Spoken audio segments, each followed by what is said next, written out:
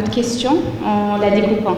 Parce que nous avons un projet en phase de développement et nous avons d'autres projets qui sont en phase étude. Donc, je vais commencer par le projet qui est en phase de développement, c'est le projet GTA, Greater Torture Ahmeyim. Donc, c'est un projet qui est entre la Mauritanie et le Sénégal, c'est un projet offshore. Nos équipes, en fait, les équipes de BP, sont en train de travailler avec nos partenaires, Cosmos Energy et SMH et Petrosen, ont vu d'entamer la production vers la fin de l'année 2023. Alors, la production attendue est estimée à 2,5 millions de tonnes par an et le premier gaz est estimé à la fin de l'année courante. Alors, il est à noter que le 13 juillet 2021, le projet GTA a été déclaré comme étant un projet national d'intérêt stratégique par son Excellence Monsieur le Président Mohamed Cheikh El-Ghazouani, président de la République islamique de la Mauritanie, et Monsieur le Président Macky Sall, président de la République du Sénégal. PSO, on a ce qu'on appelle le FRNG, on a ce qu'on appelle le hub. Donc cette année, c'est l'année de raccordement entre les différents projets pour avoir un méga projet prêt à la production de gaz. Alors, il y a également eu du progrès sur la deuxième phase du projet. Donc ça, c'est la première phase du projet.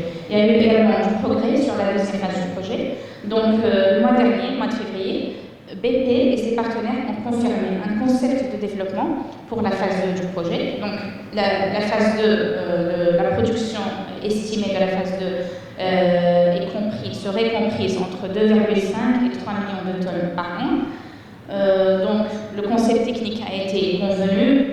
Évidemment, il reste encore des étapes d'évaluation commerciale, etc. Donc pour pouvoir arriver à une décision finale d'investissement. Alors ça, c'est le projet qui est en développement. Maintenant, je passe à la deuxième partie, donc les projets qui sont en cours d'étude. Donc, nous avons le projet Iraba. Donc, BP et ses partenaires ont signé avec la Mauritanie un contrat d'exploration et de partage de production le mois d'octobre dernier, 2022. Donc, c'est un contrat sur une durée de 3 mois. Donc, l'objectif, c'est de pouvoir arriver à une décision finale d'investissement dans 30 mois à partir de la signature du contrat. Et les équipes sont en train de travailler avec les partenaires pour pouvoir définir un concept, faire toutes les études nécessaires pour faire réaliser ce projet. Mais nous sommes encore, bien entendu, en phase d'étude. Également, il y a le projet Nassim, en fait, c'est le projet d'hydrogène. BP explore le potentiel de production à grande échelle d'hydrogène en Mauritanie. Donc, BP mènera dans un premier temps une campagne de collecte de données avec des études évaluant l'adéquation des ressources éoliennes et solaires dans des endroits sélectionnés pour la production d'énergie renouvelable à grande échelle, la production d'hydrogène vert. Mais bien entendu, c'est encore en phase d'étude. Vraiment, si ce projet marche, ça placerait la Mauritanie parmi les grands contributeurs à la transition énergétique. Donc ça, c'est pour votre première question. Merci. Alors, pour la deuxième question, donc, vous voulez savoir en fait la place de la Mauritanie dans la stratégie de BP et la place dans le portefeuille de BP. Donc, je vais vous parler juste un tout petit peu sur la stratégie de BP. Donc, comme on le sait tous, les politiques énergétiques mondiales se sont concentrées sur la décarbonisation du système énergétique.